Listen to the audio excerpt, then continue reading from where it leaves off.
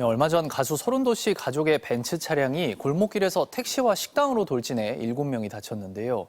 최고급 차종인데도 14개나 되는 에어백은 한 개도 작동하지 않았습니다. 김태훈 기자입니다. 지난해 10월 서울 용산의 한 골목길. 서른도 씨 가족이 탑승한 차량이 갑자기 빨라지더니 앞서가던 택시를 정면으로 들이받고 식당으로 돌진합니다. 사고가 난 해당 차량의 모습입니다.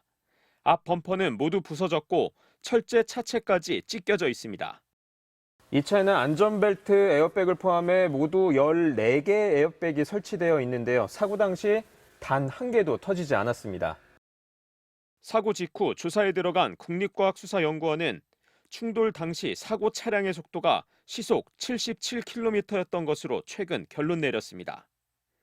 한국소비자원에 따르면 정면 충돌 시 에어백은 일반적으로 좌우 30도 이내에서 유효 충돌 속도가 시속 20km 이상일 때 터지는데 해당 차량은 이보다 훨씬 빠른 속도로 정면 충돌했음에도 전혀 작동하지 않은 겁니다. 벤츠 최고급 차종에 속하는 해당 차종은 이미 지난 2021년과 2022년 에어백 작동 오류로 리콜이 실시된 상황. 사고 차량은 리콜 이후 판매된 차량이었습니다. 영상 보면은 한 7, 80km 정도 속도가 되고 또 정면으로 부딪히면은 에어백이 당연히 터져야 되는데 터지지 않은 것 자체는 좀 문제가 있지 않느냐. 즉 정부가 이런 부분에 대해서 정확히 살펴보고. 서른도 씨 측은 차량 결함으로 추가 피해자가 나올 우려가 있어 원인 규명이 필요하다며 벤츠 코리아를 상대로 소송에 나섰습니다. 에어백이라는 것은 사람 생명을 지키기 위해서 존재하는 게 아니에요? 그럼 죽어도 된다는 건데.